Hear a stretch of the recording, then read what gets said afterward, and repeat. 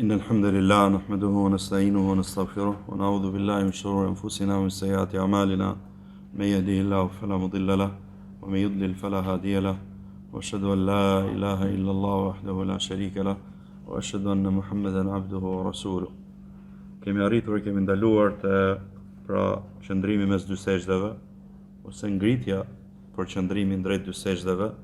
Thot Sheikhu Allahu më shëroft, më pas thot e ngre kokën e tij duke thënë Allahu Akbar, dhe kjo është obligim, kjo gjë, ky veprim është obligim, dhe i ngre duart ndonjëherë, pra dhe kur ngrihesh, siç tham kur bien sejdë, dhe tani kur ngrihesh për qëndrimin mes dy sejdave, ndonjëherë, pra që të kuptoni që është synet ndonjëherë, thot i ngre duart ndonjëherë, më pas thot ulet duke pra u qetësuar në këtë ulje, derisa çdo kocë kthehen në vendin e vet, pra zë çdo gjymtyr vendin e vet, dhe kjo gjë është shtyll, pra qetësia, që të qetësohesh. Më pas thot e shtrin këmbën e tij të majtë dhe ulet mbi të, dhe gjithashtu kjo gjë është obligim, dhe e ngre këmbën e tij djathtë dhe me gishtat e kësaj pra këmbës djathtë i drejton nga kibla. Gjithashtu lejohet al-iqa. Pra ky lloj veprimi dhe shpjegon se çfarë është kjo, lejohet kjo ndonjëherë, pra që ti ngrish këmbët e tua, ti ngrish këmbët dhe tu ulesh pra mbi themra. Siç i ke pra këmbët, i ngre gishtat i ke nga kibla dhe ulesh mbi themra. Kjo lejohet ndonjëherë. Thot dhe thua gjatë kësaj, Allahumma ighfirli warhamni wajburni warfa'ni wa'afini warzuqni. Dhe nëse do, thua Rabbi ighfirli dhe e zgjat këtë ulje aq sa tjetë afërsisht sa sejdja e tij. Qartë, këtë ka thënë shehu, pastaj thot jep tekbir pra për të bërë sejdën e dytë. Kaq që ka përmbledhur te libri për mbledhës, të shkurtimisht, kurse te libri tjetër thot Allahu më shëroft, pra ngritja nga sejdja, më pas pejgamberi sallallahu alaihi wasallam e ngrinte kokën e tij nga sejdja duke thënë Allahu Akbar, dhe ka urdhëruar me këtë gjë atë që nuk falej mirë, edhe përmend hadithin siç e kemi përmend pra në rastet më përpara, ka thënë pejgamberi sallallahu alaihi wasallam, pra nuk është i plot namazit ndonjërit për njerëzve derisa ka arrit të bëjë sejdë, derisa të qetësohen pra pjesët e trupit, ato kockat, gjymtyrët, dhe më pas thot Allahu Akbar dhe e ngre kokën e tij derisa pra që ndroj të jetë drejt ulur. Dhe e ngrinte duart pra me këtë tekbir ndonjëherë. Siç tham, ndonjëherë. Ktu poshtë thot, pra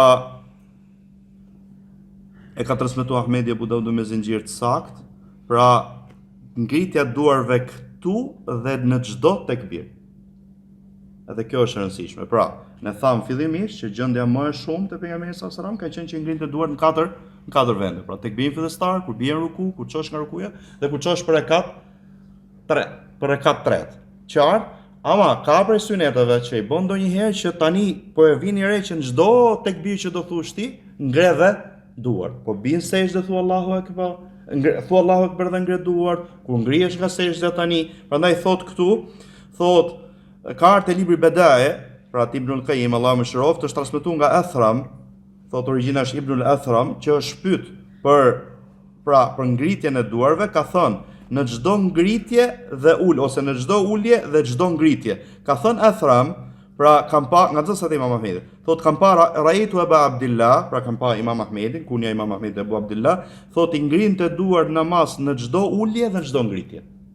Në çdo ulje, çdo ngritje ngrinte duart. Thotë tregon se kush ka thënë për dietarëve me këtë fjalë, ka thënë Ibn Mundhir, Abu Ali, prej Shafiive, është fjalë pra nga Malik dhe Shafi'i, e tregon pra gjithashtu thotë ka ardhur pra me zinxhir të saktë nga Enes radhiyallahu an, nga Ibn Umeri, nga Nafi radhiyallahu anhu, prej sahabëve Nafi, Tausi, Hasan al-Basri, Ibn Sirini, Ayub as-Sakhtiyani, edhe tregon që të gjitha nga këta sahabë dhe nga këta tabiin e tjerë pra ka ardhur me zinxhire të sakta që ata i kanë ngrit duart. Pra dhe ajo që ta keni që t'ja mbledh të gjithë të çështjen, çdo ngritje dhe çdo ulje dhe çdo ngritje ngrihen duart.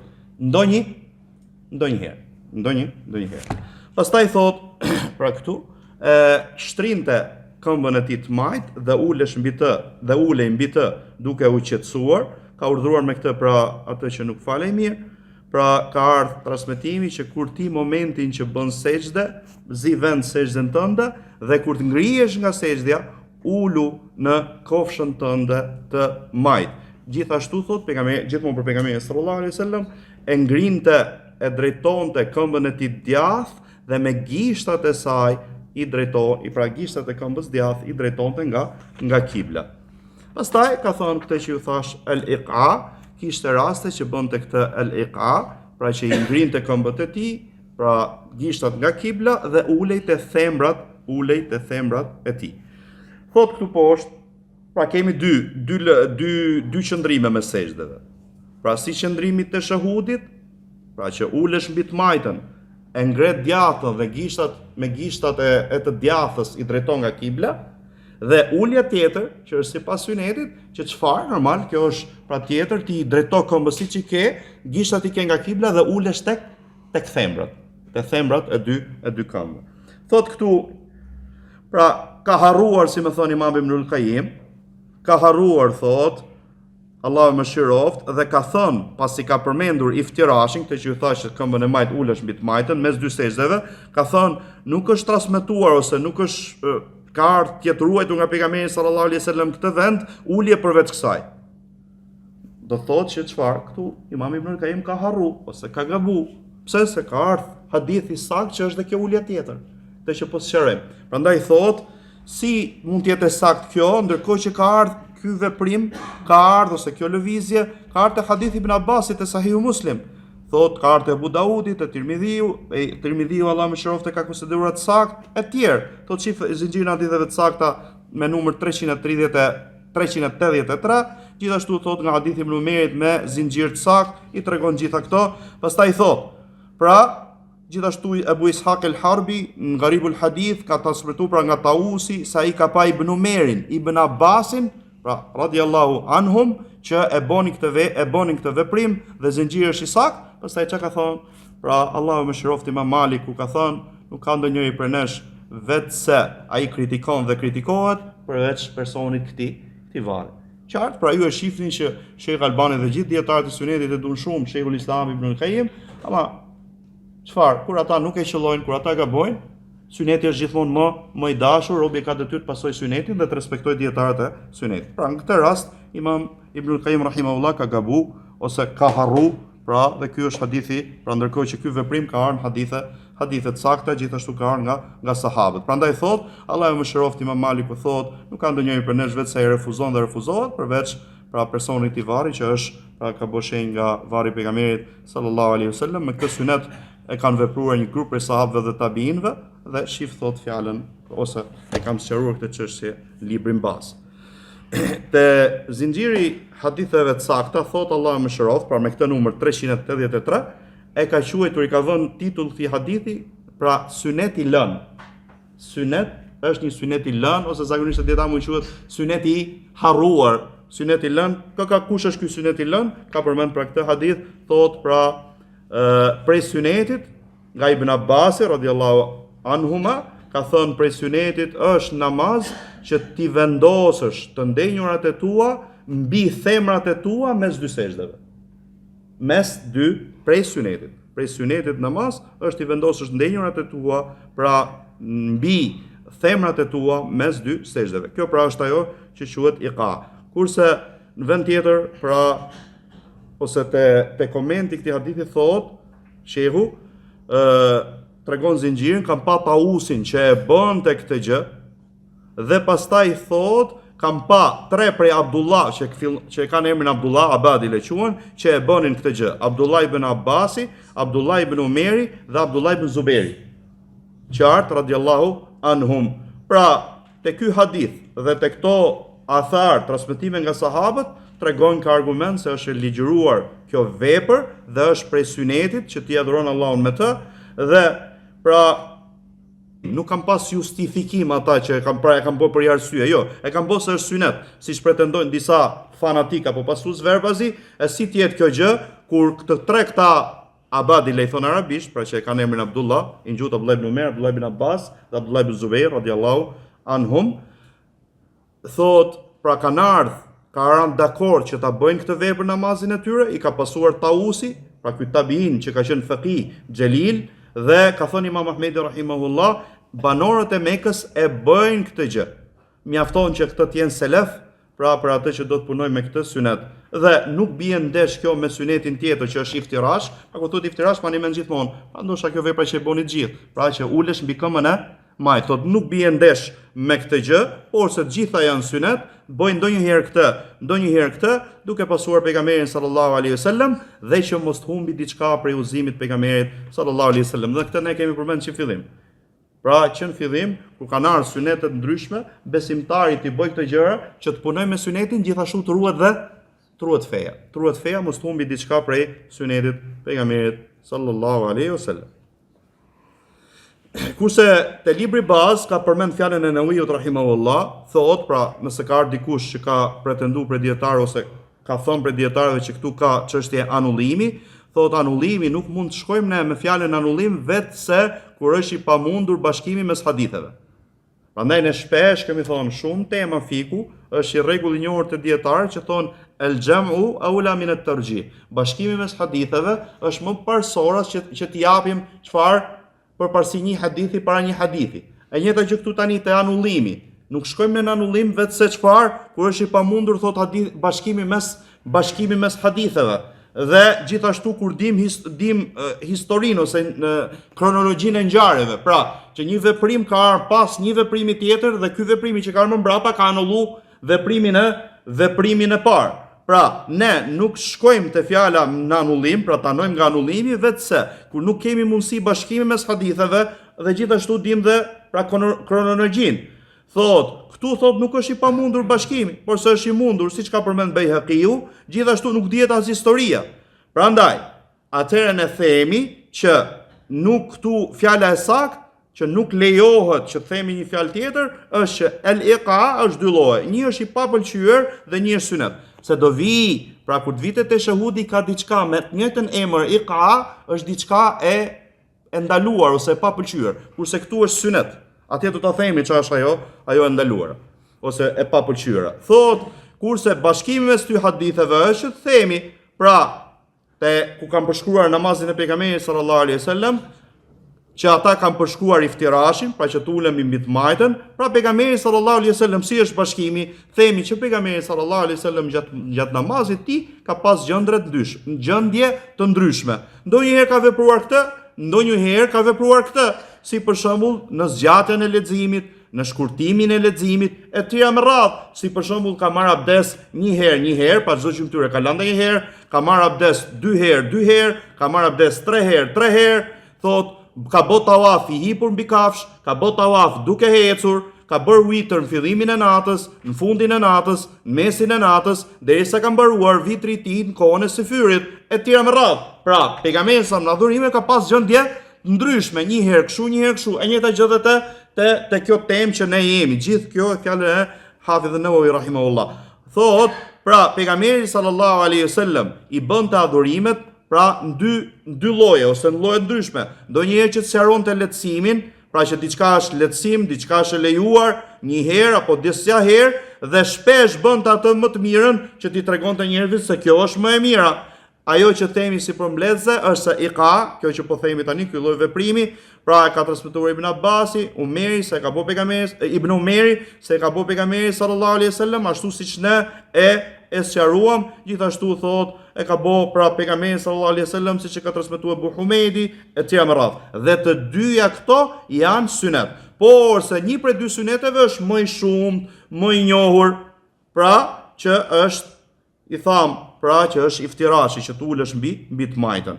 Qartë, kjo është ajo që thotë që ka lehtësuar Allahu, pra bujari i madh që studim me hollësi rreth kësaj çështje.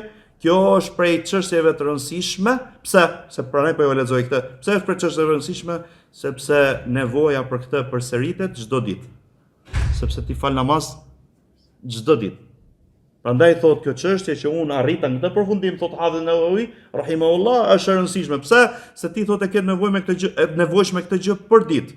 Dhe përsëritet gjithashtu librat e hadithit, librat e fikut, kanë pas problem shumë për njerëzve për këtë çështje dhe Allahu xhallahu ala pra na ka dhënë sukses që të themi këtë fjalë. Thotë shehu, mbaroi fjala e Nevoiut, Allahu e mëshiroj. Pastaj, pra, kjo ishte për sa i përket këtij syneti.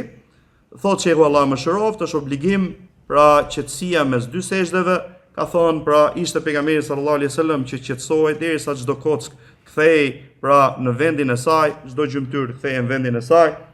Gjithashtu me këtë ka urdhëruar atë që nuk falej mirë, ka thonë, pra i ka thonë atij që nuk plotësohet namazi ndonjëri prej jush derisa ta bëj këtë vetë. Qëndrimi mes dy sejdëve derisa ishte afërsisht pra prej sejdës së tij, sa sejdë dhe manimenta, pra dy synete që në kohën e Mewive pra janë kundërshtu, që është qëndrimi gjatë mbas rukus, kur çohemi që qëndrojmë dhe qëndrimi mes dy sejdëve. Qartë, nëse mani mend, kemi ktheu në mësimet që kanë kaluar.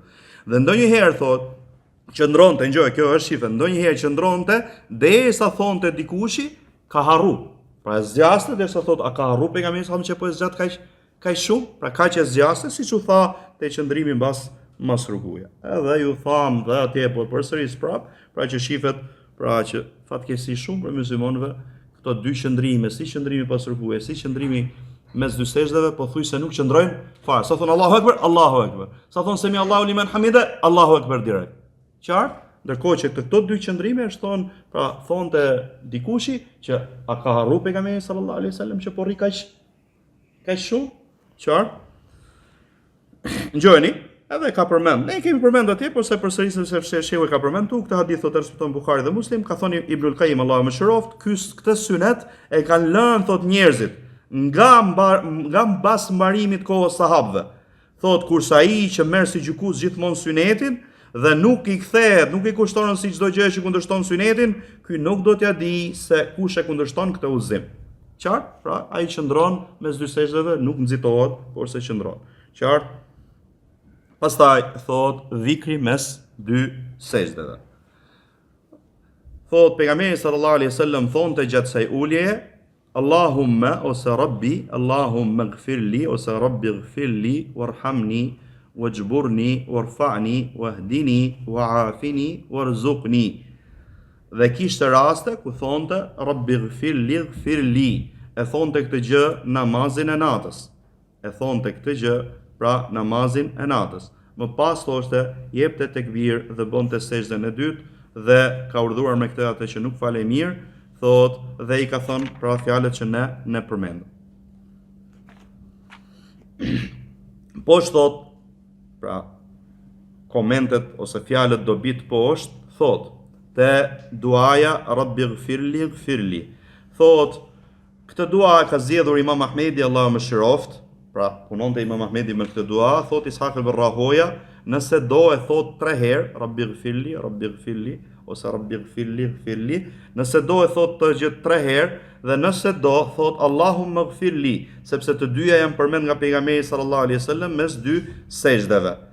Thot, këtu kur thot, pra kur ka ardhur që këtë e thonte gjatë namazit natës, thot shehu, kjo thot nuk mohon se kjo është e ligjëruar edhe gjatë farzit, sepse nuk ka dallim mes farzit dhe mes synetit. Pra, nëse ka një hadith dhe thuhet që këtë pejgamberi sallallahu alaihi wasallam e ka thënë gjatë namazit natës, mos mendoj që kjo thuhet vetëm namazit natës. Jo, thuhet edhe në farz, siç është tema tani, prandaj thot, pra sepse nuk ka dallim mes namazit nafile dhe farzit, thot këtë fjalë thot Shafiu, Ahmedi, Ishaku, Allahu mëshiroj gjithë, pra e shohin se kjo është e lejuar si në farz, në si synet, siç e ka përmendur Xhot Tirmidhiu dhe gjithashtu ka shkuar te kjo fjalë që është e ligjëruar Imam Tahawi, gjithmonë është prej Hanefive, Allahu mëshiroj gjithë, libri i tij Mushkil al-Athar, thot arsyetimi i saktë e përkrah këtë gjë, sepse nuk ka namaz një vend që nuk ligjërohet në të dhikri, pra çdo vend namaz ka dhikr, çdo pozicion namaz ka dhikr. Prandaj, kështu duhet të jetë në këtë rast. Pra, dhe kjo është e qartë, nuk është diçka e paqartë që nuk kuptohet. Normal tani do përmendim pak pra çështje kuptimin e këtij dhikri që ka ardhur, siç e kemi përmend tek gjitha dhikret apo duat që kanë ardhur. Lexojmë pak pra fjalën e Sheh Ibn Bazit, Allahu mëshiroft, thot, më pas e ngre kokën prej sejdëve duke thënë Allahu Akbar, ulet ai pra muftarish, duke ul mbi të majtën, e shtrin majtën dhe ulën mbi të, thot e ngret djathën, e vendos dorën e tij djath tek kofsha e djath ose tek gjuri, duke i shtrirë gishtat e tij tek gjujnë dhe e vendos dorën e tij të majt. Shehu këto do i përmendi këtu, shehu s'ka përmend, pra diçka. Shehu këto gjëra do i përmendi kur të vit te shahudi, jo në qëndrimin mes dy sejdave, pra Sheh Albani, Allahu më shëroft. Dhe e vendos dorën e tij të majt mbi kofshën e majt ose gjurin e majt dhe i shtrin, pra nuk i mbledh, i shtrin gishtat e tij, kështu është syneti dhe thot Rabbighfirli, Rabbighfirli, Rabbighfirli, siç ishte pejgamberi sallallahu alaihi wasallam që e thonte këtë gjë, madje thot është e pëlqyer që thuhet Allahumma ighfirli warhamni, pra me gjithë të thot Allahumma ighfirli warhamni wahdini wajburni warzuqni wa'afini, sepse ka ardhur gjithashtu e saktë për pejgamberin sallallahu alaihi wasallam. Dhe nëse thot diçka shtesë, nuk ka problem. Prandaj po ja lexoj këtë fjalën e Shehut. Pra Sheh bin Bazi shef këtu që ti mund të bësh dhe dua të tjera në qëndrimin mes dy sejdave. Thot, nuk ka problem nëse ti shton duke thënë Allahumma ighfirli wa liwalidayya, Allahumma adkhilni al-janna wa anjini minan nar. Pra përveç atyre do i komentojmë. Këto dua që po thot Shehu, mund të thush Allah më fal mua, më fal prindit e mi, o Allah më fut xhenet, o Allah më shpëto nga zjarri, Allahumma aslih qalbi wa amali, o Allah më përmirëso zemrën time, veprën time, etj me radh. Thot por se të shumoj dua që ti kërkoj falë Allahut mes dy sejdave, siç ka ardhur nga pejgamberi sallallahu alaihi wasallam. Tani flasim pak për duan që ka ardhur. Pra Allahumma ighfirli, pra o Allah më fal gjunafet e mia. Më fal mangësitë e mia në bindje. Pra kur i thua Allahut më fal, kesh parasysh të dy gjëra. E para për ato gjunafe që ti ke bë, gjithashtu për mangësitë që ti ke në obligime. Pra robi ka obligime që Allahu xhallahu ala dhe dërguari i tij sallallahu alaihi wasallam i kanë obliguar. Kush është ai që i bë siç duhet? Robi është i dobët, ka mangësi. Prandaj kur thua Allahumma ighfirli, Allah më fal, atëherë ta kesh parasysh si mangësitë në obligime, në bindje, si gjunafet. Pra Allahu ka ndaluar nga disa gjëra ti i ke bë. Atëherë ti kërko Allahut falje. Pra thot për gjunafet e mia ose mangësitë ka shi bindjes tate o Allah. Warhamni, pra mëshiro me mëshirë prej teje, jo për shkak ose jo me veprën time ose jo prej veprës time. Pra dhe gjithashtu mëshiro që të ma pranosh adhurimin tim. Wahdini muzo në veprat e mira, pra më oriento muzo drejt veprave të mira, ose më bëj të qëndrueshëm fenë e vërtet. Pra gjithashtu pja ihdini, çfarë? Pra muzo që unë të bëj vepra të mira, gjithashtu më bëj të qëndrueshëm tek feja e vërtet. Se jo çdo kush është i qëndrueshëm, jo çdo kush është i qëndrueshëm. Thot wa afini, pra më ruaj, më mbro prej belave, si në dynja, si në ahiret, ose prej smundjeve qofshin dukshme, qofshin të fsheta. Kush janë smundjet e fsheta? Smundjet e zemrës. Pra më ruaj nga smundjet e, më shpëto, më ruaj, më jep shëndet nga smundjet e zemrës. Warzuqni, pra më furnizo me furnizim të mirë, duke më dhënë gjithashtu sukses që unë të bindem ty, ose gratë larta në ahiret. Gratë larta në ahiret. Këtu të warfani, pra më ngre lartë, pra më ngre lartë si në këtë dynja, si në ahiret. Si në dynja, si në ahiret.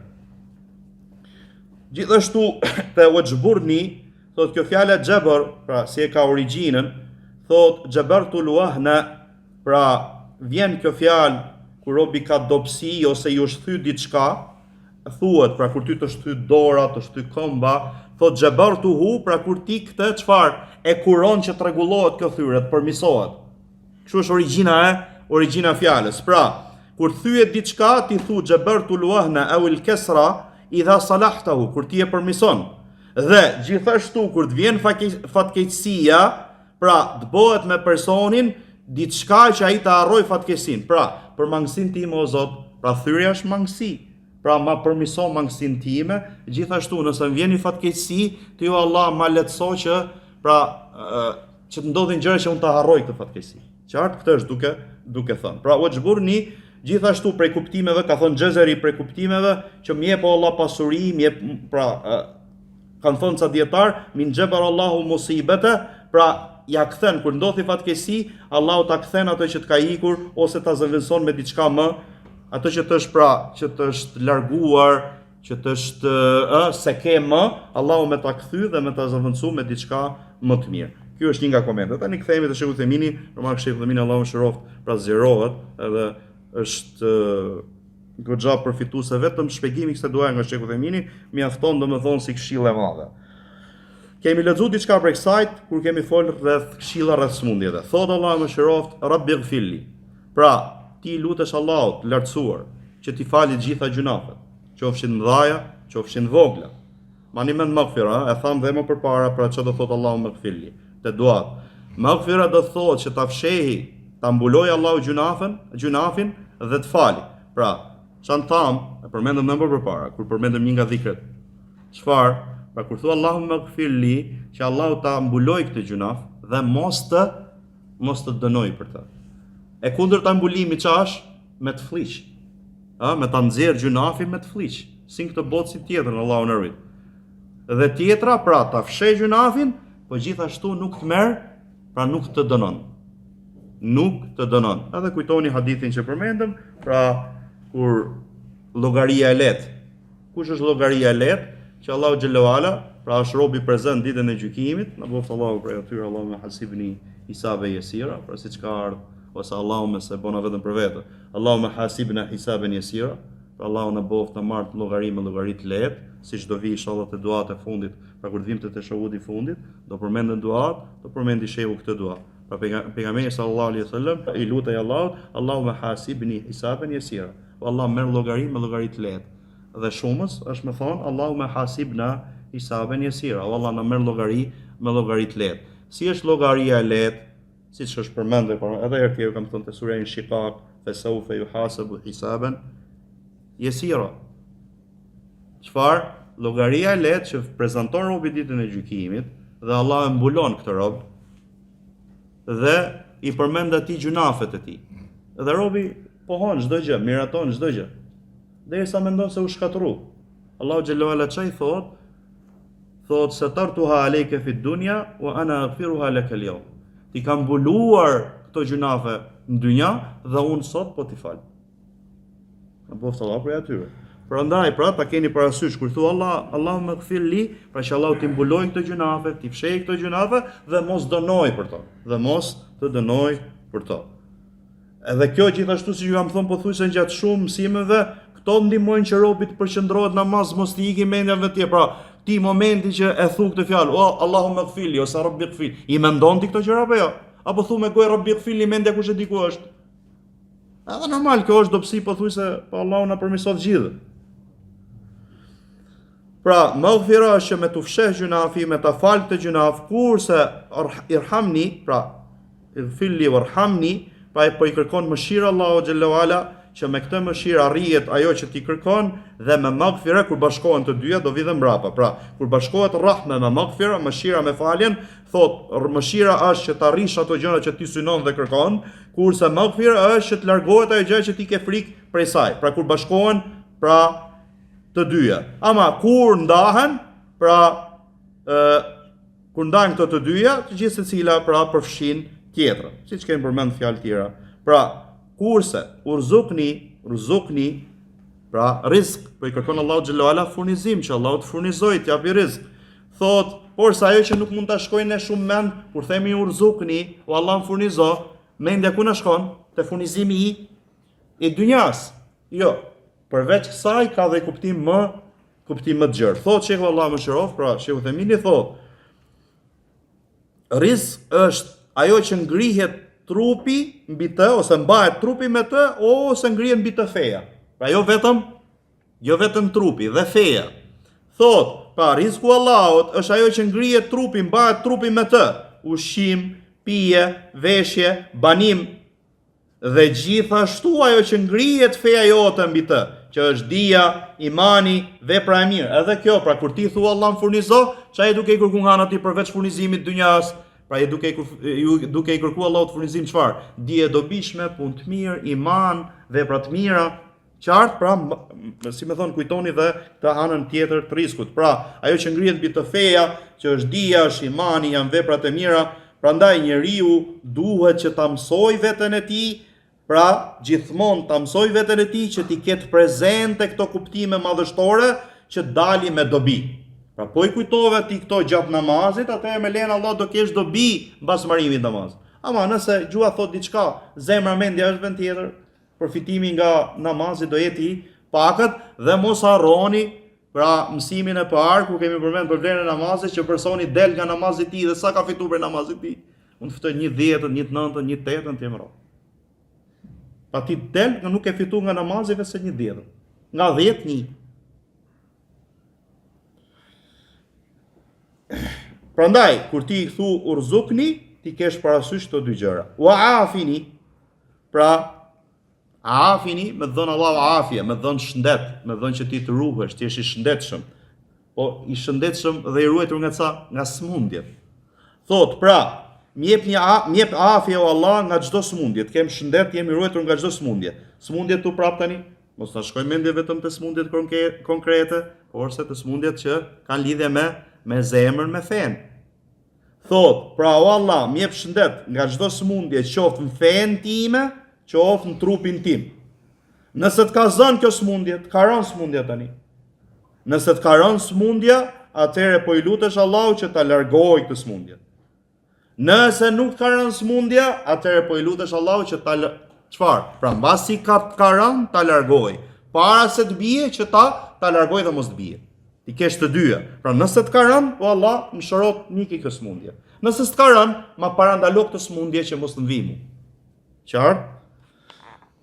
Thot, pra që mos të kapi kjo smundje gjatë të ardhmes. Prandaj njeriu kur kërkon afje këtu, ta ketë parasysh. Prandaj për shembull një nga duat që i ka këshilluar pejgamberi sa një prej sahabëve që ta bëj, ka thënë thuaj o Allah, Allahumma inni as'aluka al-mu'afata fi ad-dunya wal-akhirah. Por Allah më jep ruajtje, shëndet, si në këtë dynja, si në ahiret. Si në dynja, si në ahiret.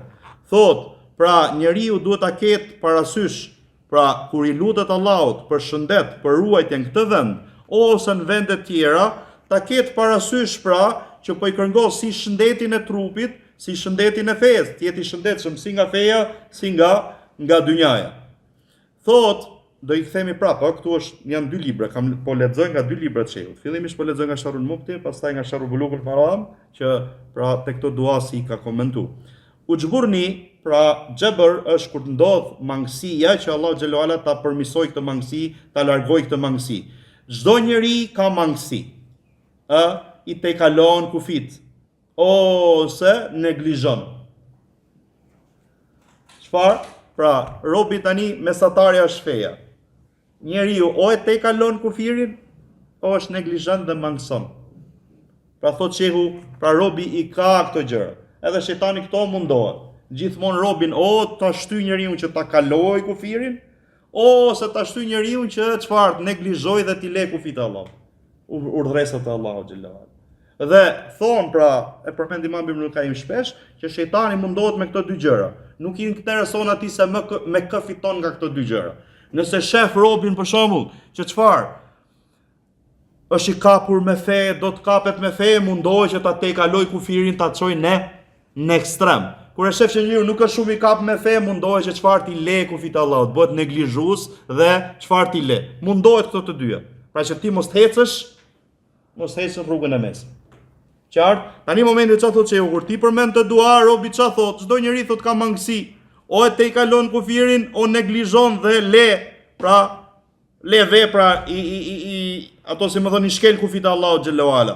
Prandaj ka nevojë që kur ndodh kjo thyrje, ky siklet kthehesh dhe ashtu siç ishe. Pra, merrni kujtoni, tu thy diçka, tu thy kocka, tu thy koma, tu thy çfarë, me të kthehet dora ose këmba ashtu siç ishte më përpara. Qartë, edhe gjendja jote tani ka shik këtyre mangësive të kthehet ashtu siç ishte kur ti i thua Allahu xhallahu ala, i lutesh me këtë lutje, sepse njeriu domethën ka nevojë për këtë gjë që me këtë mangësi ti largohet dhe të kthehet robi ashtu siç ishte. Ngjojeni tani këshillën e shehut, thotë këto kuptime duhet që personi t'i kujtojë gjatë duave, t'i ketë prezente, sepse mund vi dikush ose nëse vjen dikush dhe thotë, a nuk mjafton për gjitha këto fjalë, unë them o Allah më shiro? Pra gjitha këto dua tani Allahumma ighfirli warhamni wajburni warfani wahdini wa'afini warzuqni, mund vjet dikush thotë unë mund të them vetëm Allahumma arhamni, o Allah më shiro dhe futen gjitha. Pra nëse vjen dikush thotë, pra unë mund të them o Allah më shiro, sepse kur unë përmend mëshirën, thotë me çfarë? Po përmend vetëm mëshira, unë arrij atë që kërkoj, pra dhe më largohet ajo që unë nuk pëlqej.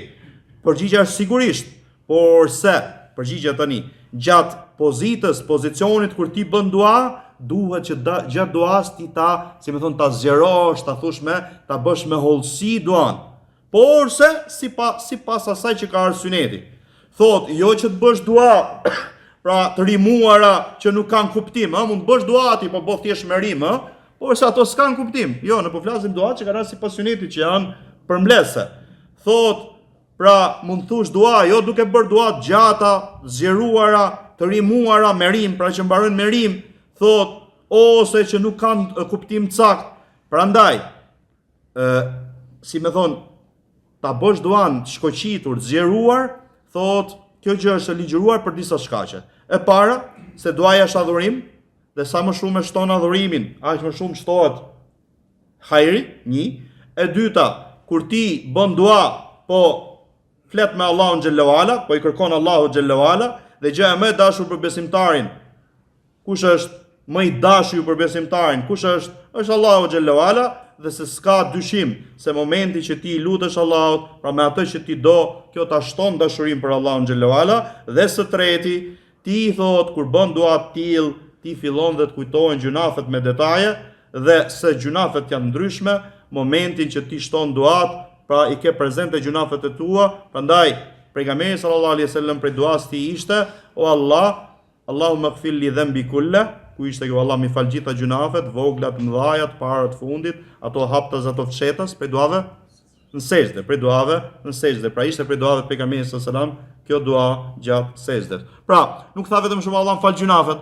Jo, o Allah mi fal gjitha gjunafet, mëdhaja, të vogla, të para, të fundit, ato që kanë bë haptas, ato që kanë bë fshetas, qartë? Kjo është pra ta bësh duan me hollësi. Kjo ishte te një libër i shehut, kurse te libri tjetër ka thënë Allahu më shëroft dhe është përbleft, thot o Allah më fal, pra ighfir li do të thotë që Allahu ta mbuloj gjunafet të tua nga njerëzit, pra mos çfarë, mos ti zbulojnë ose mos të fliqesh. Dhe e dyta, pra që Allahu xhallahu ala mos dënoj për këto gjunafe. Dhe përmend këtë që ju përmenda, thot tregon për këtë se Allahu te baraka ve taala, pra ditën e gjykimit do jetë me robin e tij, pra vetëm me robin e tij besimtar, do t'i miratoj ose do t'i pohoj gjunafet e tij, ju thash ka në transmetime yadhu alayhi kanafahu. Pra i vendos atij çfarë? Si më thon, me diçka e mbulon Allahu xhallahu ala gjuna. Dhe jo, nëse marrim mend, kemi sharu gabimin e dikush që ka përkthy, i vendos Allahu krahun e tij, jo, s'është krahun e tij. Çfarë? I vendos pra mbulesa, po çfarë? Perde. Qartë? Dhe çfarë i thot? Çu kanë thënë dietarët? Mbasi ky meraton besimtari pranon gjunafet e tij, pra që i ka bërë këto gjunafe, atëherë Allahu xhallahu ala i thot ditën e gjykimit, unë ti kam fal këto gjunafe në dynja dhe po ti fal ato sot. Ti kam mbulu këto gjunafe në dynja, unë ti kam mbulu këto gjunafe në dynja dhe po ti fal ato sot. Qartë, siç e përmendëm më ditë. Irhamni, pra o Allah, më jep mundësi mu, më lehtëso mu, pra prej mëshirës tënde, që të arri hajrin e kësaj bote dhe hajrin e ahiretit. Dhe më jep prej mëshirës tënde o Allah, që të largohen mu gjërat e urryera dhe me faljen tënde të arri pra mëshirën. Mirë, nëse vim dhe themi kjo puna e maghfira dhe rahme, çfarë? E mëshirës dhe e faljes, thot shehu si shtatë libri tjetër, këto kur bashkohen, kur ndahen, bashkohen. Pra, po përmend mëshira vetëm, kërkimi i mëshirës, futet dhe kërkimi i faljes. Po përmend kërkimi i faljes, futet dhe kërkimi i mëshirës. Po përmendën të dyja, atëherë, rahme është, o Allah, mundëso mua ato gjërat që unë du kërkoj, maghfira, o Allah, më ruaj nga gjërat që çfarë janë të urryer dhe të këqija. Qartë? Wahdini, muzo, kjo thot realisht është mëshira e vërtet, sepse prej mëshirës Allahu xhallahu ala është që ta uzoj robin, ta uzoj robin, dhe kur thua Allah më uzo, uzimi është dy lloj. E kemi thënë shpesh.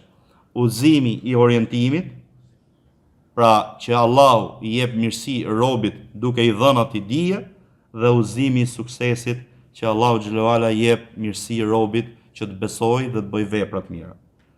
Ka për njerëzve që si kanë këto dy uzime. Ka për njerëzve që ka uzimin e orientimit dhe dijes, nuk ka uzimin e suksesit. Por se në përgjithësi, ati që arrin uzimin e suksesit, në përgjithësi ka dhe uzimin e dijes dhe të orientimit. Prandaj, kur i lutesh Allahu xhallahu ala që të uzoj, ti ke do të dyja uzimet, si uzimin e dijes të orientimit, si uzimin e suksesit. Pra, i orientimit është dija e dobishme, i suksesit është puna e mirë. Pra, jo çdo kush që di të vërtetën punon me të. Gjithashtu kemi thënë këto ku te ihdina siratal mustaqim. Edhe kur thuaj tu ihdini, pra kujto të dyja uzimet, si uzimi ose orientimi i uzimi i orientimit, si uzimi i suksesit. Thot, pra uzimi i dijes i orientimit është për çdo kënd. Allahu i ka obliguar vetes tij që t'i uzoj robët e tij në uzimin e orientimit.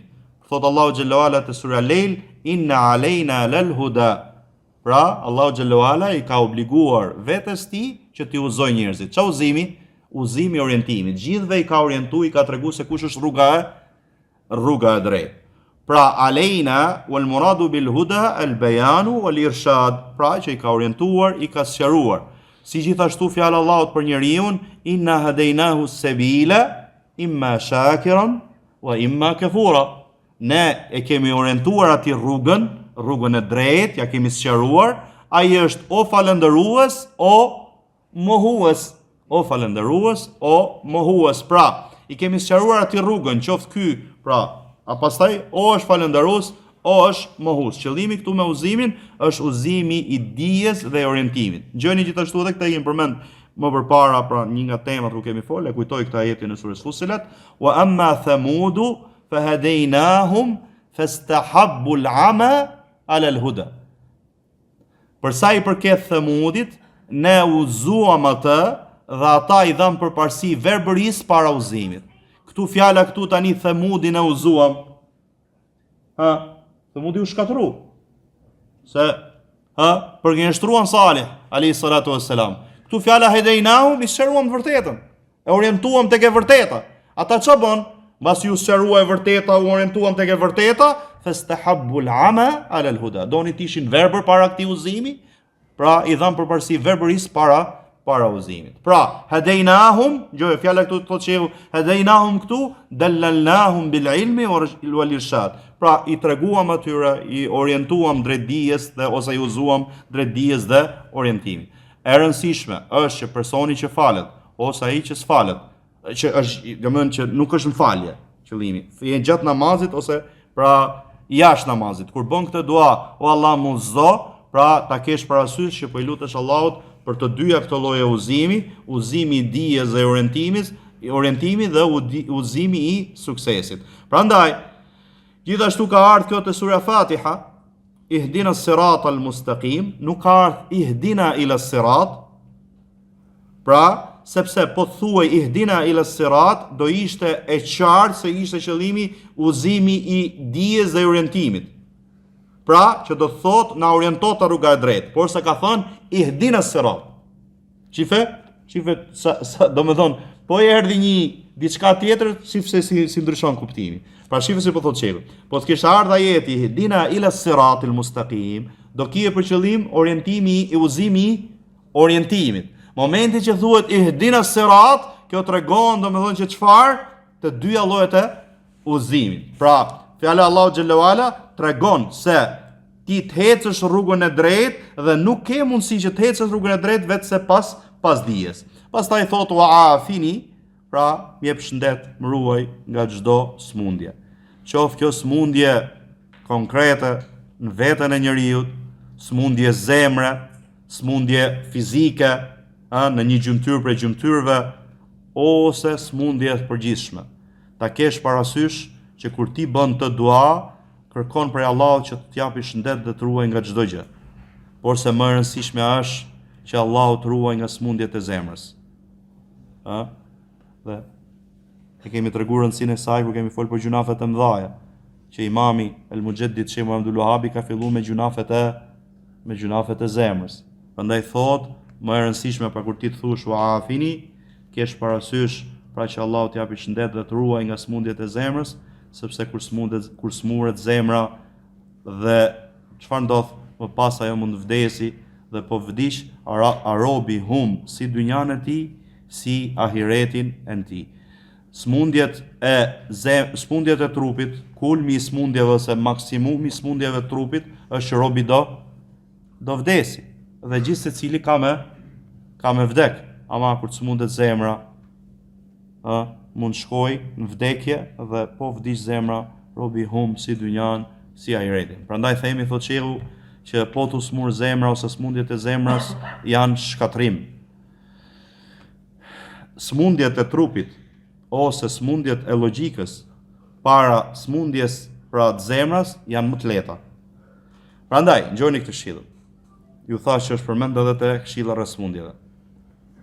Nëse i shef njerëzit që grumbullohen, janë një numër të madh tek dyert e spitaleve, por se janë shkujdesur nga dyert e xhamive, dije se gjendja nuk është e mirë. Edhe i herë, thot nëse i shef njerëzit që janë grumbulluar të dy pra me një numër të madh në dyert e spitaleve, por se e njëjta gjë nuk ndodh, janë ngafila, janë shkujdesur nga dyert e xhamis, dije thot se realiteti kjo gjendje nuk është e mirë. Sepse që njerëzit të grumbullohen dhe të shkojnë dhe të mundohen mbas smundjeve të trupit dhe mos mundohen për smundjet e zemrës, kjo tregon se gjërat kanë shkuar mbrapsh. Allahu na ruaj. Sepse realiteti prej logjikës, prej fesë, është që njeriu të mundohet më shumë për smundjet e fesë, smundjet e zemrës, se sa për smundjet e trupit. Kjo është logjika. Po ndodhi e kundërta, gjërat nuk janë ashtu siç kërkohet, siç duhet.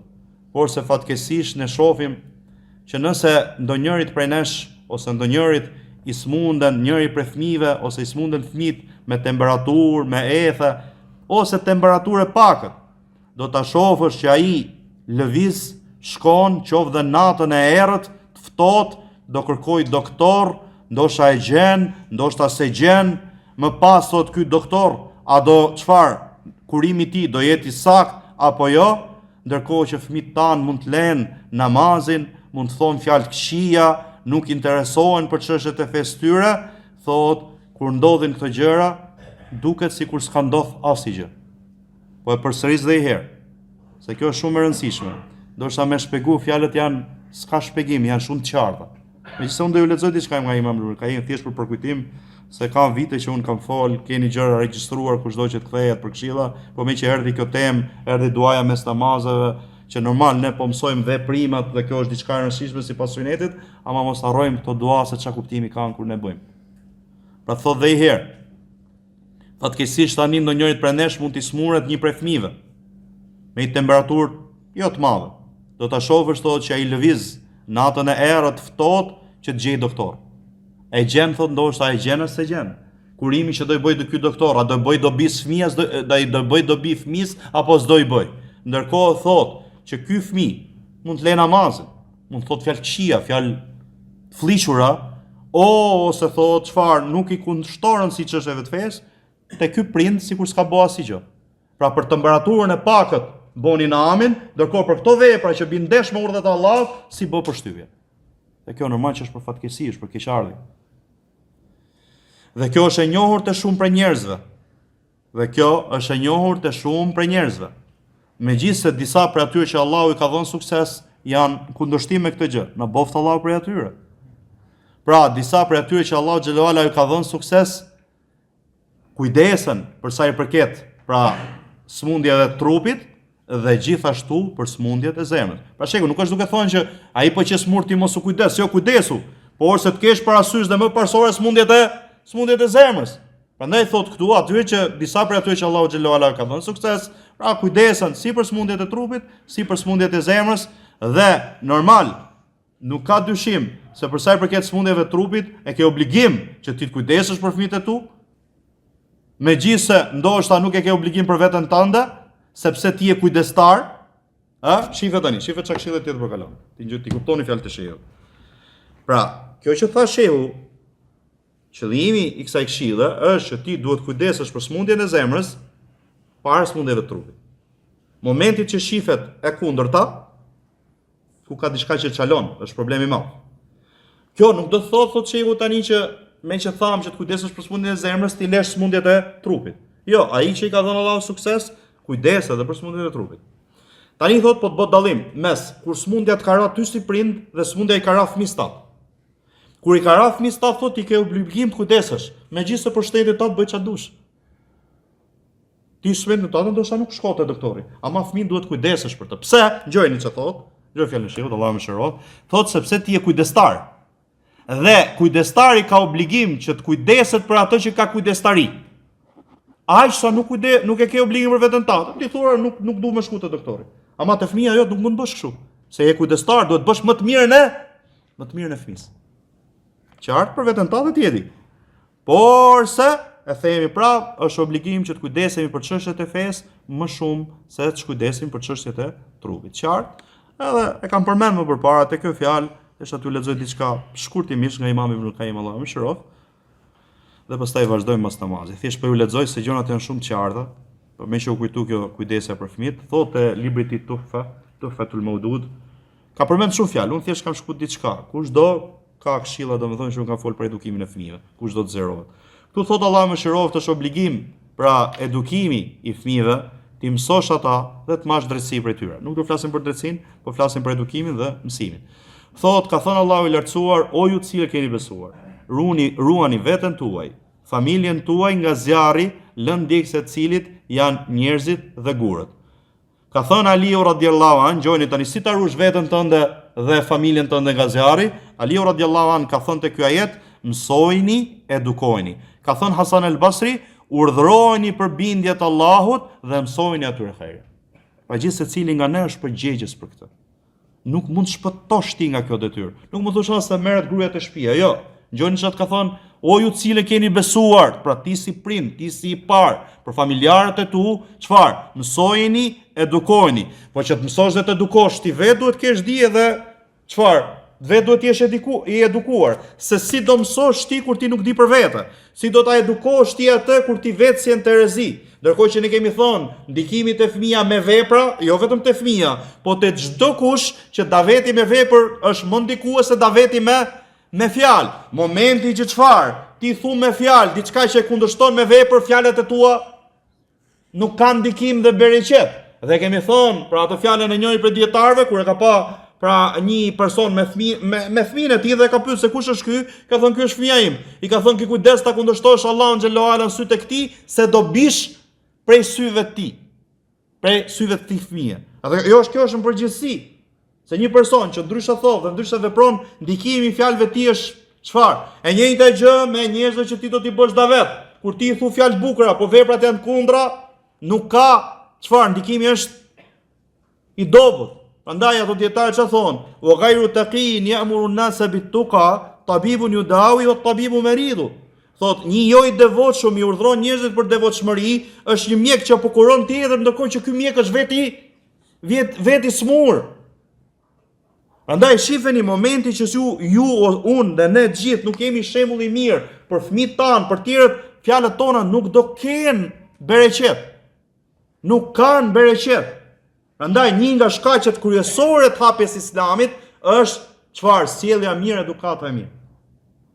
Pra ke popull sot me popullsi më të madhe islame në botë, siç është Indonezia, nuk ka shku dikush atje me shpatë bëj xhihad. Jo, tregtarët nga Jemeni apo nga vende tjera muslimane kanë shku, janë sjell me fe, nuk kanë hëng pesh, nuk kanë gënjy, nuk kanë tradhtu, nuk kanë thënë fjalë, edhe se kanë marrë fjalën e tjera me radhë. Jo, kanë marrë pra i kanë dhënë hakun çdo gjëje, kanë thënë vërtetën, kanë qenë drejt në peshë, kanë dhënë fjalën e kamajt fjalën e tij më radh. Kjo është bë sebeb që ai vendi sot, Allahu i dhon bereqet në tauhidin sunet, të jetë vendi me popullsi më të madhe muslimanë në botë.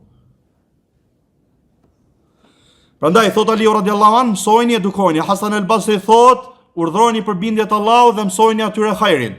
Thot, ka thënë Abdullah më mbrapa, ka thënë Abdullah ibn Umeri radiallahu anhuma, edukoje fëmin tënd, se ti do pyetesh për të se si e ke edukuar dhe si e ke mësuar. Ngjojeni, do pyetesh se si e ke edukuar, si e ke mësuar, dhe ai do pyetet se si është sjell me ty dhe si të shbin ty.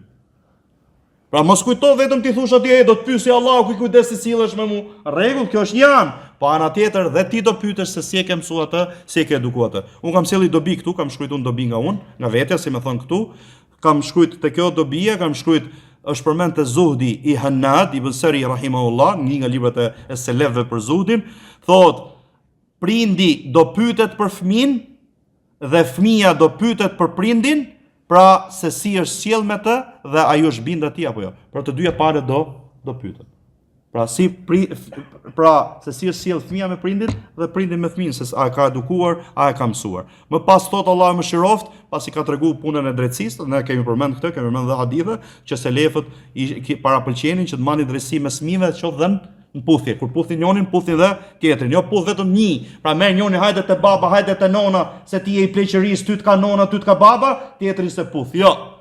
Nëse do i puthësh, puthi gjithë, maj drejtësi. Siç ke qef që çfarë, kur ata rritën e tyre të majnë çfarë cilën ty, pra me ty, cilën drejt gjithë ose të t'japin hakun. Siç do që fëmijët t'japin hakun, një drejt me ta. Se pastaj kur çfarë fëmijët janë rritur, fillojnë prindërit ankohen, ky vetëm ky njoni, ky tjetri s'vjen fare etj. Shih herë të vetë ajo, se ndoshta ti kur ka qenë, ku kanë qenë vegjël, s'ke më drejtësi. Edhe ai është rrit dosha me çfarë, me urrëte me mbledh, edhe po ta kthejnë tani në këtë lloj forme. E rëndësishme që kthehemi mbrapa thot, ka thënë disa prej dietarëve, që Allahu xhallahu ala do ta pyesi prindin për fëmin e tij ditën e gjykimit, para se të pyesi, pra do pyesi prindin për fëmin, para se të pyesi fëmin për prindin. Sepse të dy kanë hak kashë njëri tjetrit. Allahu xhallahu ala ka përmend dhe thot, ka thënë, pra wasayna al-insana biwalidayhi husna. Ne kemi porosit njeriu që të sillet mirë me prindin e tij. Gjithashtu ka thënë, ruani veten tuaj dhe familjen tuaj, ruani veten tuaj dhe familjen tuaj nga zjarri. Pra ka thënë Ali radiallahu anhu, siç u thamë përpara, mësojini, edukojeni. Gjithashtu Allahu xhallahu ala ka thënë, veçoni Allahun me adhurim, mos i shoqëroni atij në adhurim askënd dhe silluni mirë me prindit. Gjithashtu ka thënë pejgamberi sallallahu alaihi wasallam, mani drejtësi me fëmijëve tuaj. Pra, porosia e Allahut që i ka bë prindërve, që ka shi fëmijëve tyre, është më para porosisë që kanë fëmijët për prindit e tyre. Allahu xhallahu ala ka thënë, gjojeni, wala taqtulu auladakum khashyata imlak. Mos i vrisni fëmijët tuaj nga frika varfërisë. Dhe kjo mund ndodhi që ku? Që mbargun e nonës. Çfarë? Hiqe si majm dot, kemi shumë. Që këtu mund ndodhi. Pra te aborti. Është ndalu prindi, nona që ta vrasin fëmin pra të bëj abort. Vetëm në ato raste që janë lejuar nga shariati, ç'është rrezik e tjera më radh. Ama origjina është nuk lejohet. Aborti nuk lejohet, sidomos masi i ka çfarë? I ka ardhur shpirti. Qartë? Thot ai, dhe me këtë e mbyllim, që thot ai që neglizhon mësimin e fëmijëve të tij, edukimin e fëmijëve të tij, gjërat që i bëjnë dobi, i le ata pa edukim. Thot i ka bë shumë keq fëmijës të tij. Ai që e le pa eduku i ka bë dëm shumë të madh fëmijës të tij. Shumica e fëmijëve i ka ardhur shkatrimi nga lënia e baballarëve të tyre, neglizhenca e baballarëve të tyre. Pse është fëmia këtë gjendje? Neglizhenca e prindërve baballarëve të tyre. Kanë lënë, nuk i mësojnë farzet e fesë, nuk i mësojnë synetet e fesë, i kanë humbur, i kanë lënë pas dore kur ata kanë qenë të vegjël, nuk i kanë bë dobi vetes tyre. Pra, këta fëmijë nuk do i bëjnë dobi vetes tyre dhe nuk i kanë bë dobi prindërve tyre kur ata janë rritur, si disa kur ka qortuar. Pra një prind ka qortuar fëmin e tij se pse po sillesh keq me mua, i ka thënë o baba im, ti je sill keq me mua kur jam qenë i vogël, un po sillem keq me ty kur un jam i madh, më ke humbur, pra s'ke dhën hakun kur jam i vogël, un po ta humb hakun tani kur jam i madh. Allahu na përmirësoft ne, na përmirësoft fëmijët tan.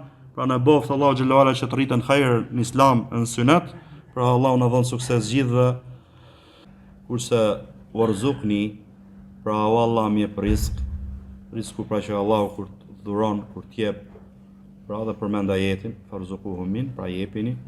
Dhe kjo dhënje përfshin dhënjen në dynja dhe dhënjen në ahiret. Si thot Allahu xhallahu ala minhum man yaqulu rabbana atina fid dunya hasana wa fil akhirati hasana. Ka për tyre që thonë, o Zot, Zoti ynë na jep mirë në këtë botë dhe të mirë në botën tjetër. Pra, na jep këtu risku përfshin, pra si risku që ka lidhje me dynjan, prej ushimit, pijes, veshjeve, banesës, martesa, gjithçka. Pra dhe gjithashtu thot ajo që ka lidhje me ahiretin, ose ajo që ngrihet feja me të, pra feja është ngritur mbi të, që është dija, imani, veprat e mira, dhe ky është risku më i rëndësishëm. Qartë, pra kjo ishte përsa i përket duave që thuan mes dy sejdeve. Pastaj thot Shehu Allah Mëshirov te libri për mbledhës, e zgjat këtë, siç e tham, po fillojmë nga këtu, e zgjat këtë qëndrim, pra mes dy sejdeve derisa të jetë afërsisht sa sejdja e tij. Sejdja e dytë, ka vënë temë sejdja e dytë. Më pas, pra thot Allahu Akbar, dhe kjo është obligim, i ngre duart te ky tekbir ndonjëherë, siç u tha më përpara, thot dhe bie dhe bën sejdën e dytë, dhe kjo është shtyll, dhe vepron te sejdja e dytë siç veproi te sejdja e parë. Tani është çështja për tu ngrit. Thot kur ta ngri kokën, kur ta ngre kokën e tij nga sejdja e dytë dhe do të çohet për te rekati i dytë, thot Allahu Akbar, dhe kjo është obligim, i ngre duart ndonjëherë dhe çohet dhe drejtohet para se ngrihet, duke u ulur mbi këmbën e tij të majt, pra derisa të vendosit drejtohet, pra derisa të shkojë çdo kocë në vendin e saj. Kjo quhet ulja e rehatimit. Pra para nuk çohesh direkt, por se ulesh pak para se të ngrihesh. Pastaj thot, pra rekati i dytë, çohesh duke u mbështetur në tokë me duart e mbledhura, siç bën ai që zë brumin apo mbruj, siç bën ai që mbrun nga ana gjuhësore shqipe, pra ai që zë brumin, thot me duart mbledhura, siç bën personi thot që zë brumin, thot çohet pra drejt rekatit dytë dhe kjo është shtyll dhe vepron në të siç veprojnë rekatin e parë, por se këtu nuk lexon më duhan e hapjes, s'ka duha hapje të rekati i dytë, dhe tjetra, ky rekat e bën rekatin e dytë më të shkurtër se rekati e parë. Pra normal, rekati i parë zgjatet, pastaj i dyti është më i shkurtër se i parë, pastaj thot uljen te shehut. Kjo është fjala përmbledhëse e shehut, që ka përmbledh pra çështjen e sejdës dytë dhe ngritjen për rekatin e dytë. Kurse te libri tjetër thot, pra Allahu Mëshiroft, më pas thot, pra e ka titullu, ose para kësaj, para se të thot, pasi bën që e thotë gjatë namazit natës, edhe ne këtë e sqaruam që vlen edhe për farzin, thot më pas, thot Allahu Akbar dhe bën sejdën e dytë, ka urdhëruar me këtë personin që nuk fale mirë, thot i tha atij pas e urdhëroi që të jetë i qetë mes dy sejdëve, më pas thuaj Allahu Akbar, pastaj bëj sejdë derisa qetësohen gjithë ato nyjet e tua, kockat e tua dhe bëj këtë gjë gjithë namazin tënd. Gjithashtu ishte pejgamberi sallallahu alaihi wasallam që i ngrente duart me këtë tekbir ndonjëherë, e njëjtë gjë siç tham, e një gjë thotë se këtu thot me ngritjen e duarve këtu Ahmedi, Malik, Shafii, pra një transmetim prej tyre. Dhe vepron në këtë sejdë siç bëri te sejdja e parë. Pastaj thot e ngre kokën duke thënë Allahu Akbar dhe ka urdhëruar me këtë gjë atë që nuk falej mirë dhe e urdhroi ose i tha atij pas e urdhroi me sejdën e dytë, ngrije kokën tënde ose ngrije kokën duke thënë Allahu Akbar.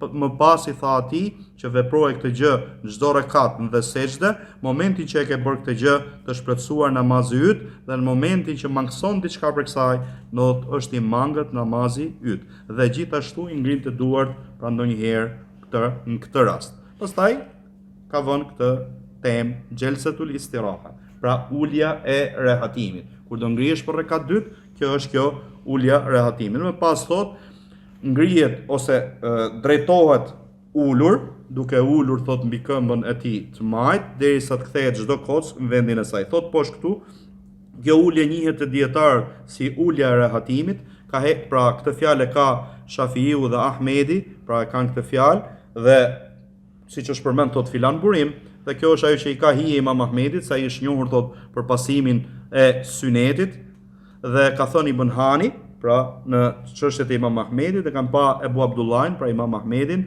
që ndoshta thot mbështetej te duart e tij kur çohesh për rekatin, ose kishte raste që ai çfarë, ose ndoshta qëndronte pak ulur, pastaj çohej. Gjithashtu kjo është zgjedhje e Imam Ishaq ibn Rahoja. Pra ka thënë, Allahu më shiroft, ka vazhduar dhe ka vazhduar suneti i pejgamberit sallallahu alaihi wasallam që personi të mbështetet tek duar dhe çohet, qoftë i vjetër, qoftë i ri, qoftë i vjetër, qoftë i ri.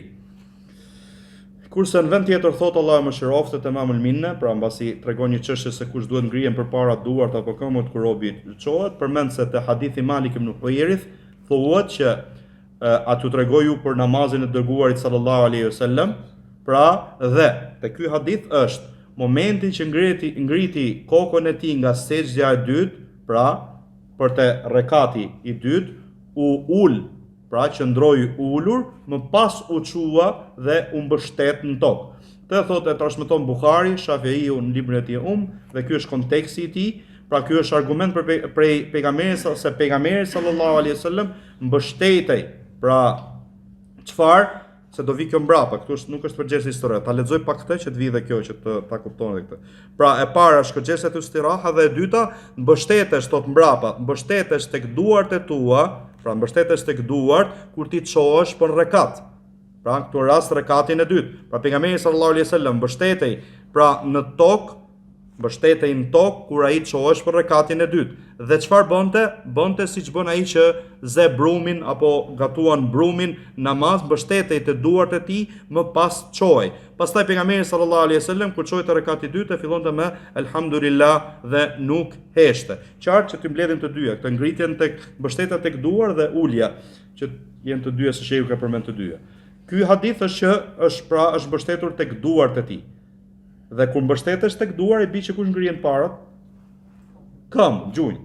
Qartë thot, pra te ky hadith ka thënë Bejhaqiu është transmetuar nga Ibn Umar radhiyallahu anhu, ose është transmetuar nga Ibn Umar radhiyallahu anhu, sa i mbështetej te duart e tij kur çohej, dhe këtë gjë ka bërë Hasan al-Basri dhe shumë prej tabinëve. Dhe thot shehu kjo që thot Bejhaqiu, hadithi Ibn Umarit e ka transmetuar Bejhaqiu me zinxhir të mirë, thot mauqufan dhe marfuan. Pra si vepër Ibn Umarit, si nga pejgamberi sallallahu alaihi wasallam. Qartë, pastaj thot shehu këtu, ajo që si më thon çon ky synet këtu është që ti ngresh gjunjët para duarve, sepse ti nuk mundesh sot ta bësh këtë gjë pra këtë lloj forme. Thot dhe e përshtatshme me këto hadithe, gjithashtu ky pozicion është i përshtatshëm me hadithet që na ndalojnë që ne ngjajmë me kafshët gjatë namazit, siç ka ardhur hadithi i Ebu Hurerës më përpara, që na ka ndaluar që ngjajmë me siç bie deveja. Thot dhe pra çohesh duke deveja bën siç u përmend atje. Gjithashtu tani këtë desha të them, gjithashtu te ky hadith ka ligjërimi i kësaj uljes rehatimit, siç do vi. Pa kemi dy gjëra këtu, ulja e rehatimit dhe tjetra që të mbështetesh tek duart. Dhe ta përmend shehu duart tek këtu te përmbledh dhe thot duart të grusht, siç bë personi që ze brumin. Më pas thot pra te njëjti libër te Imamul Minna, po ju lexoj nga libër tjetër i Sheikh Albanit Allahu mëshiroft, thot hadithi e Ebu Humeidit ka përshkruar namazin e pejgamberit sallallahu alaihi wasallam dhe kjo ulje, pra ulja e rehatimit është prezente, siç e kemi përmend, kanë qenë prezente aty 10 prej sahabëve. Dhe në fund ju është thonë pra që të vërtetën, pra ke vepruar të vërtetën the. Kështu ka shfal pejgamberi sallallahu alaihi wasallam. Edhe thotë shehu këtu që pak prej suneteve mund të binë kaq dakord kaq prej sahabëve domthon. Pak prej suneteve është kjo.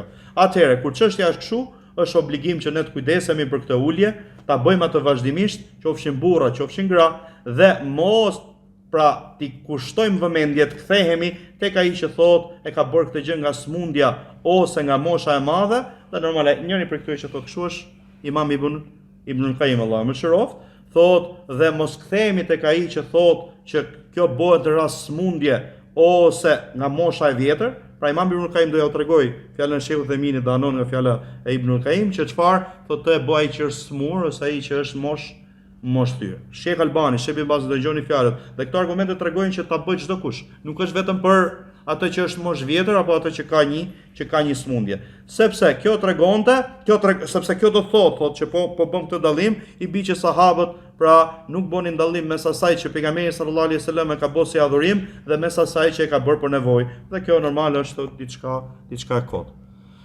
Sheikh Ibn Bazi Allahu më shërof thotë kjo, thotë këtu thotë është mirë që të bëhet një ulje e lehtë, pra ta keni parasysh që kjo ulje nuk zgjatet, është diçka shumë e lehtë, jo të rrihet shumë. Qartë, është një ulje e lehtë thotë, pas sejdës dytë e quajnë fuqahat, dietarët e fikut, xhelsetul istiraha, pra ulja e rehatimit. Ulet personi mbi këmbën e tij të majt, pra duke ulur tek ajo dhe e ngren këmbën e tij majt, siç tham. Por se është çfarë? Është e lehtë kjo ulje, nuk kanë këtë as dhikër, as dua, dhe kjo është e mira. Kjo është më e mira. Nëse personi çohet dhe nuk ulet, nuk ka problem. Por se më e mira thotë që të ulet, siç e ka bërë pejgamberi sallallahu alaihi wasallam. Kanë thënë disa dietar, pra një të gjithë kanë thënë disa dietar që kjo ulje bëhet kur je moshë e madhe ose rast smundje. Por se fjala më e saktë është se kjo është sunet, pra e pa kufizuar në formë absolute, ka ardhur për të argumenti, qoftë ai që falet i ri, qoftë i shëndetshëm, dhe kjo fjala më e saktë se kjo është një ulje e pëlqyer, por se nuk është obligim. Siç tham, është ulje lehtë, nuk ka as dhikër, as dua. Kush janë për shkak ato dua, ato që kanë këtë mendim, thotë Sheikhu Themini kur i përmend fjalët rreth kësaj çështje, thotë kjo është zgjedhja e Ibnul Qayyim, Allahu i mëshiroft gjithë, thotë ne nuk themi pra që nuk është synet në formë e pa kufizuar, pra por se themi është synet për atë që ka nevojë, pra nëse është moshë e madhe ose i smur. Unë thotë kam manuar se ajo është e pëlqyer në formë absolute, pa kufizuar. Pra, Sheikhu po tregon këtu që Sheikhu Themini fillimisht ka pas mendimin si Sheikh Albani dhe Sheikh Ibn Bazi. Pastaj është kthyer te mendimi Ibnul Qayyim, pra që bëhet vetëm rast nevoje. Por se fjala më e saktë Allahu alem, është fjala e dy dietarëve që bëhet gjithmonë, si rast nevoje, si rast jo nevoje. Thotë, pra thjesht ta keni parasysh që për kë po flasin. Kush janë ata prej dietarëve që kanë zgjedhur këtë? Për Imam Ibnul Qayyim, për tyre, për dietarëve bashkëkohor, është Sheikhu Themini. Prandaj thotë, këtu shifeni pra që dietarët që kemi thënë shpesh nuk kanë ngurtësi.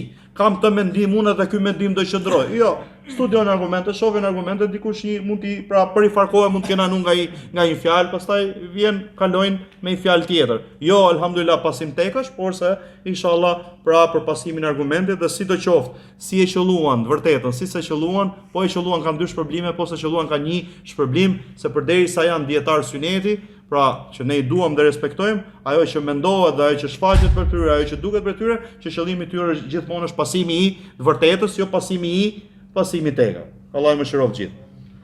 Në bashkof gjithë xhenet me ta. Thot, pra unë kam manuar nga kjo fjalë që është pra mustahab e pëlqyer pa në formë absolute, pa kufizuar, pra personi duhet ulet dhe unë e kam bërë këtë, thot ku kam qenë imam, por se tani thot pas meditimit më zhboi qartë. Kjo është fjalë mesme thotë që pra çfarë dhe unë anoj nga kjo fjalë tani, qartë, që ta dini për kë po flitet. Pastaj është çështja kur ngrihesh, a thum bismillah, fillon me bismillah po audhu billahi minash shaitanir rajim, do shta kthej lëmë herë tjetër, ta mbyllim këtu, pra të lexojmë dhe këtë, thotë dhe bënte te ky rekat, siç bënte te rekati i parë, por se e bënte më të shkurtër. Pra nuk e zgjaste sa rekati tjetër. Pastaj thotë sheku këtu para te shahudit, edhe ne nuk do flasim për te shahudit, por do flasim që a thuhet audhu billahi minash shaitanir rajim apo jo, diskutime mes dietarëve te kjo. Thotë këtu temë tjetër që është obligim leximi i Fatihas çdo rekat. Dhe këtë gjithashtu e ka përmendë në fillim. Pra edhe te ky rekat ti do lexosh Fatihan. Thotë e ka urdhëruar me këtë atë që nuk fale mirë, pra që lexonte Fatihan çdo rekat, pra ku i ka thënë atij pasi, pra i ka thënë që ta lexonte Fatihan rekatin e parë, i ka thënë pasaj bëje këtë gjë në gjithë namazin tënd ose në çdo rekat. Gjithashtu i ka thënë, pra ose ka thënë pejgamberi sallallahu alaihi wasallam, pra në çdo rekat ka lexim. Në çdo rekat ka lexim. Pastaj tregon këtu poshtë hadithin e Kale Xhabir ose transmetimin prej Xhabir, ka thënë Xhabir radhiyallahu an, kush fal ose radiallahu anhuma, se edhe babai i tij sahabi, thot kush fal rekat nuk lexon në të bi ummil Kur'an, me bazën nënën e Kur'anit që është Fatihaja, thot ai person nuk është falur, vetëse për kur është mas imamit, e transmeton Malik, Muwatta. Ne lexuam pra ose treguam diskutimin e dietarëve që kur imami lexon, a lexohet Fatihaja apo jo. E lëm me kaq dhe vazhdojmë pra herës tjetër pra te çështja e istiadhës, a'udhu billahi minash shaitanir rajim, edhe uljes në teshahud. Subhanakallahumma bihamdik, ashhadu an la ilaha illa anta, astaghfiruka wa atubu ilaik. Edhe ju vëgjim.